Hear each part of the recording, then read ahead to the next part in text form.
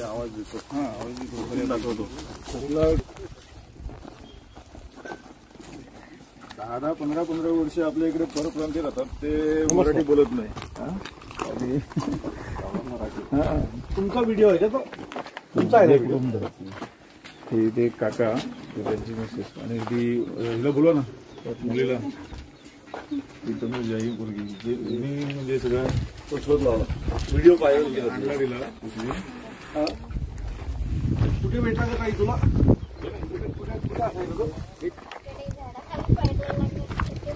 पडला होता, मार लागला होता का त्याला? त्याला तू घरी मग तो तुमच्याशी रेग्युलर येऊन बोलायला लागला नाही? छोटा होता ना, आता 2-3 महिने झाले बोलायला लागला. Okay okay. म्हणजे तो होता जेव्हा लहान होता तर तुमच्याबरोबर गप्पा मारून मारून तो बोलायला लागला. आमचं एक बोलायला लागला. ते आहे का? हॅलो, ते तुम्ही गारगावला आहे? हे तू बोल त्याच्याशी. हो दोन्ही स्टेबल असतो. चालेल.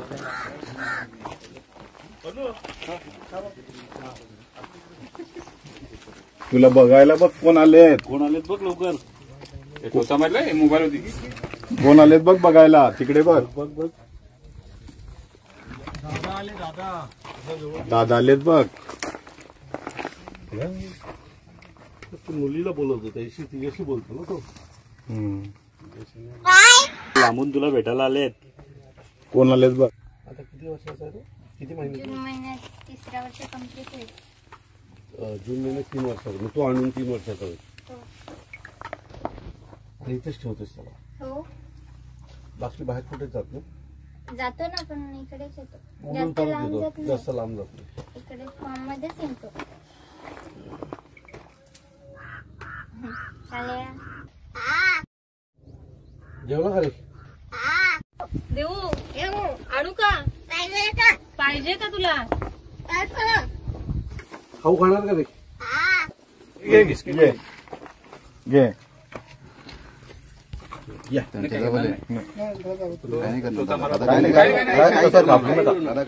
बस बस. काय बरास तू? जेवला तू?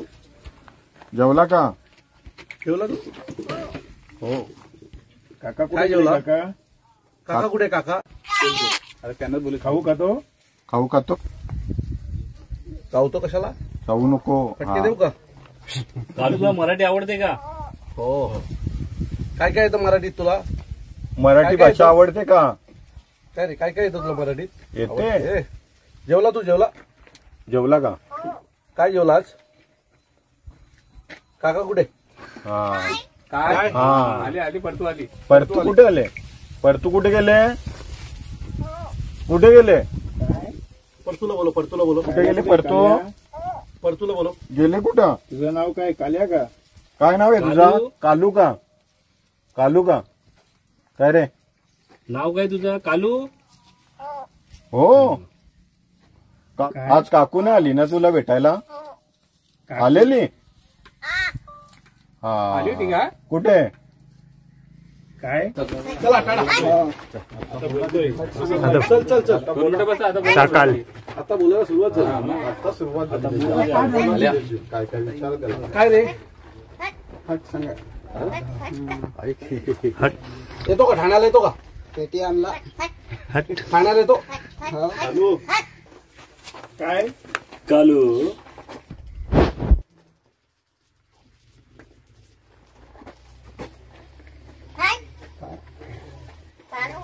कालू भाऊ तुझं नाव कालू माहिती.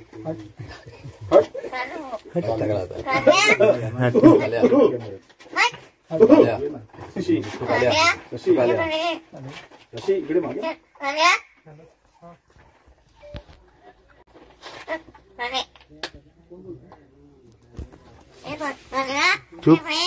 काय कुठे काळू?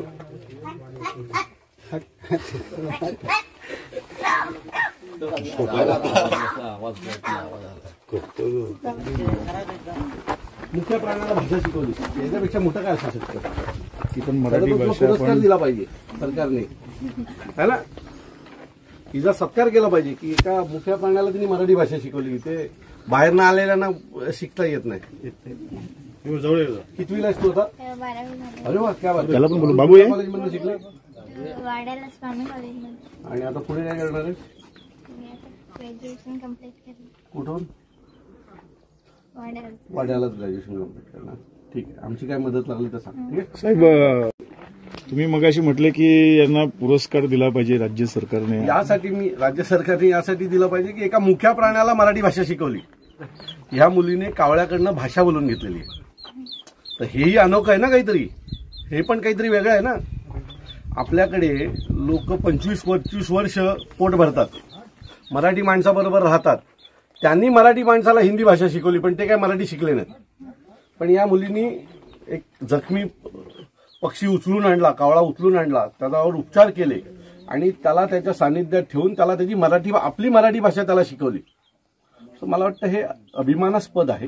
आणि इच्छाशक्ती असेल तर सगळ्या गोष्टी शक्य आहेत, हे या मुलीने दाखवून दिलंय.